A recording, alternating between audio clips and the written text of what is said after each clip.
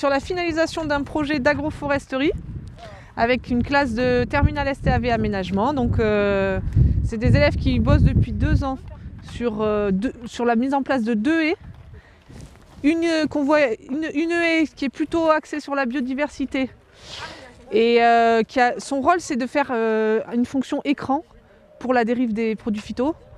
Et donc on a choisi des végétaux, on a beaucoup travaillé sur le choix variétal en fait. Les élèves ils ont passé 2 ans à choisir leurs végétaux pour qu'ils soient à la fois... donc on a choisi des végétaux qui étaient nectarifères, qui attiraient les insectes, les pollinisateurs. On a travaillé sur des végétaux avec des baies, avec des épines, beaucoup de diversité. Avec un étalement de la floraison, un étalement des fruits aussi sur toute l'année pour être toujours intéressant pour les oiseaux, les animaux, etc., etc. Donc là, la fonction c'était biodiversité et protection. Donc on plante en quinconce pour avoir toujours une barrière végétale entre la vigne et les habitations. Après tu le coucheras sur le côté, tu prends voilà. Et à la bêche.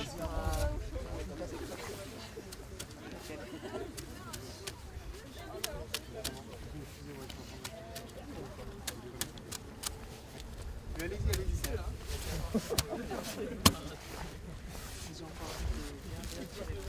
Il faut vraiment casser la motte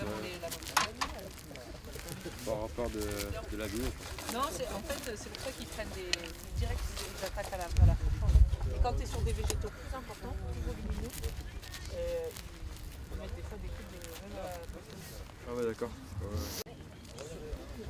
Dans des grandes bastes. Tu sais, même avec les 2 mains, je pense que tu peux réussir à le l'ouvrir en 4 non plus. On va passer juste pour le séparer. Mais ça, par exemple, même pour du rempotage dans des plantes de rempo, il faut le faire à chaque fois.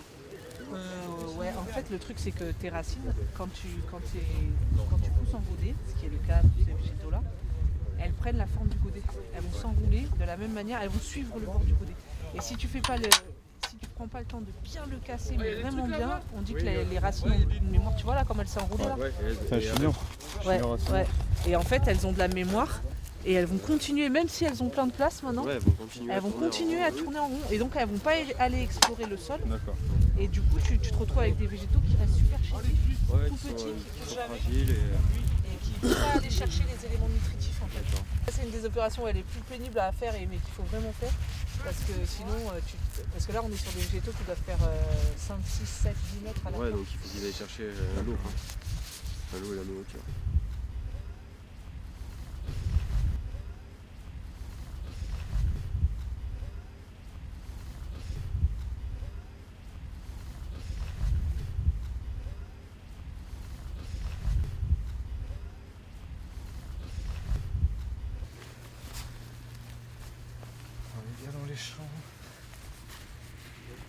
Au pied, hein, tu vas tasser au pied. Oui. Ouais, elle est un peu argileuse, mais il y a du sable pas mal. C'est une bonne chose.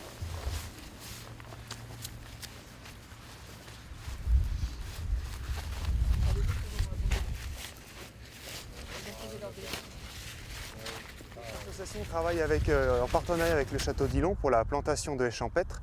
Donc ces haies champêtres, elles ont une vocation à embellir le château et en même temps à recréer des corridors écologiques sur le vignoble. L'association Arbre et Paysage, on est une association loi 1901, créée en 1994 par un groupe de personnes qui voyaient la dégradation des paysages en Gironde.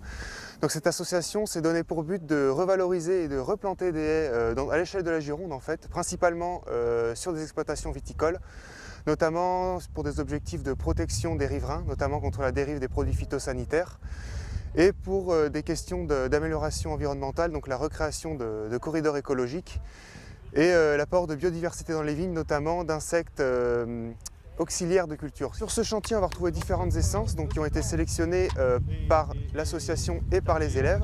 Donc on a travaillé un peu ensemble sur ce projet. Donc il y a des essences qui sont à la fois champêtres, donc qui sont présentes localement dans la région, donc qui vont très bien s'adapter au climat de la région, et des essences un peu plus ornementales qui seront aussi là sur la seconde haie pour embellir le château, donner un côté plus vert au château. Là on est sur la deuxième partie du projet avec une haie plus courte et plus axée sur l'esthétique.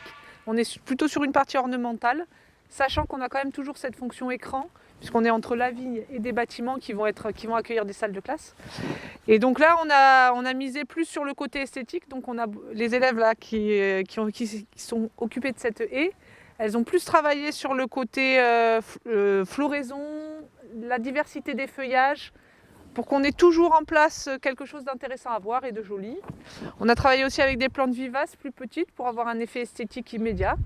Donc là, on est sur des végétaux qui étaient achetés plus grands, pour que l'effet soit plus immédiat, en fait, qu'on ait tout de suite un côté esthétique. C'est un projet qui est intéressant parce que c'est bien en rapport avec notre formation, et puis ça nous permet d'appliquer un peu ce qu'on travaille toute l'année, d'aboutir à un projet, quoi. En fait, là, pédagogiquement, l'objectif, c'est de leur faire acquérir des compétences sans qu'ils s'en rendent compte et d'une manière différente d'un face-à-face classique prof-élève. Là, on a travaillé pendant 2 ans vraiment sur de la pédagogie de projet, beaucoup plus grande collaboration de l'élève, de l'apprenant. Il a pris sa part dans les choix. Chaque élève a discuté, choisi, et puis en fait, ils acquièrent des compétences variées, très variées, savoir faire une fiche de synthèse, savoir dessiner des plans, etc., sans que ça soit simplement un apport vertical du prof vers l'élève. Il y a 2 groupes qui ont travaillé sur ce projet. Donc on a privatisé des plantes qui étaient plus exotiques pour faire beaucoup plus joli au niveau des couleurs et des fleurs. On a fait 2 projets et puis donc à la fin on a choisi nos végétaux préférés qu'on a mis en commun et donc ensuite on a fait le plan de plantation qu'on a ensuite disposé comme ça et puis après on a planté.